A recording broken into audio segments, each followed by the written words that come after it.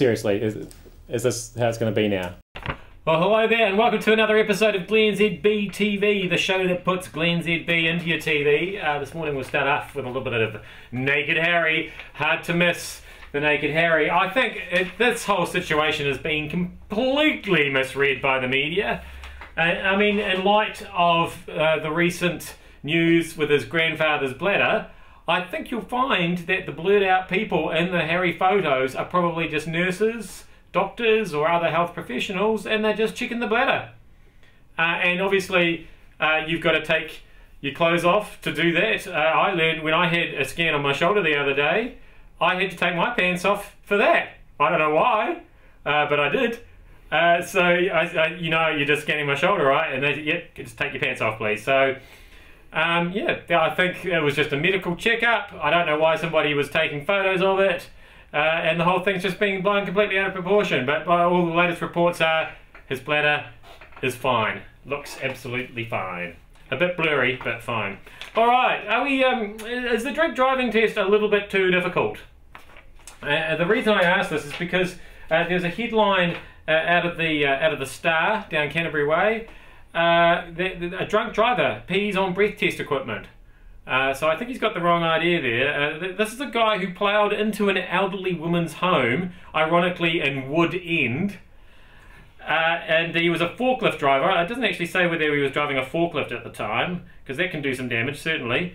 And he blew almost 3 times the legal breath alcohol limit, so that's a good effort in itself. And as the police were doing the paperwork on his arrest, because he was unable to walk unaided or coherently answer questions, so that's usually a giveaway that something's not quite normal there. Yeah, so the police officer was completing the paperwork when he heard the sound of running water. He turned to see that this guy, still seated, was urinating into a box of breath screening tubes. Yeah, 301 contaminated tubes had to be destroyed, you'll be pleased to know, the next time the officer asks you to breathe into this. Don't worry, it's not one of those ones. They were destroyed. But yeah, I think he just got the wrong end of the stick there. And who could blame him? Moving on, sometimes stories just speak for themselves. I don't have to say anything. Right, we've got the big curiosity test drive today. And this wasn't supposed to happen until September, but they moved it forward, and who could blame them? Because when you've got a new cool car, you just can't wait to take that baby for a spin.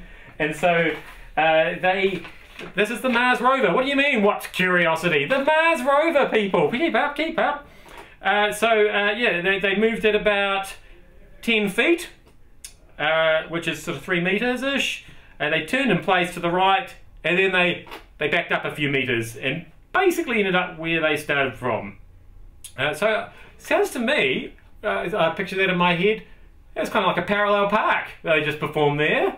And they were very happy with the results, and who isn't happy when they do a perfectly executed parallel park? It took just over 30 minutes, which is probably on the long side for a parallel park, but I've certainly done some that have taken longer than that. They didn't really have to back and fill. It was all in one move and all went to plan. And given that I think it takes about 8 minutes for commands to get to Mars and back again, I think that's a pretty good effort.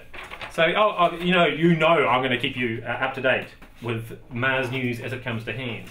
We've got a little bit of late-breaking Keith Urban outrage coming into the station this morning. This is on the back of some comments that I made earlier in the Mike Hosking Breakfast Show this morning that I didn't really like Keith Urban.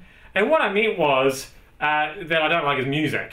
As a guy, he seems right. Obviously, he's had some fairly well-documented drug issues and substance abuse issues and stuff like that, and weird taste in girlfriends. That's all pretty well-documented. But, you know, it's still not a bad sort of a guy. Anyway, whoo! What a response to those comments. I've got a text that came in. Glenn's just jealous. Keith has everything. Glenn hasn't.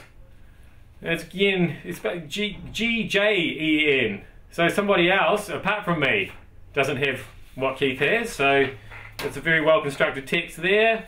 Actually, texts were coming into my personal phone, in fact. We had one from somebody saying rehab, drugs, booze. Oh no, that was my answer. They wanted to know what are his past issues, so I was able to clear that up for him. Just wanted to reinforce that again, that Keith's no angel. And then there's another one came in, Keith Urban is hot in a nice grungy country way. and that was from my wife. So I wish she wouldn't text me at work, especially ones like that. We did have an email to Mike. I logged into his email, got it out. I'm with Glenn all the way. Keith Urban is a really neat guy. However, I prefer to listen to his music with earplugs in. So that was well said. All right, final issue. The father of the bride controversy, of course. And this is your man Peter Steigrad. Which is he's one of these guys who the investment blah blah owes people lots of money, and then is being found in Europe attending his daughter's 2 weddings. So that's terrible, isn't it, that they've done this to him? I mean, it's bad enough that they sentenced him to 9 months of home detention. Then they made him go to Sydney to spend time and force him to spend time with his wife, the poor bastard. And then he had to go not to one daughter's wedding, but they made the daughter get married twice. So he had to be the father of the bride twice and fork out for all that. The poor guy, I mean, all he did was rip off people to the tune of $460 million. Does he really deserve that kind of punishment? I don't think so. Anyway, that was today's glennzb TV. Thank you for having glennzb in your tally.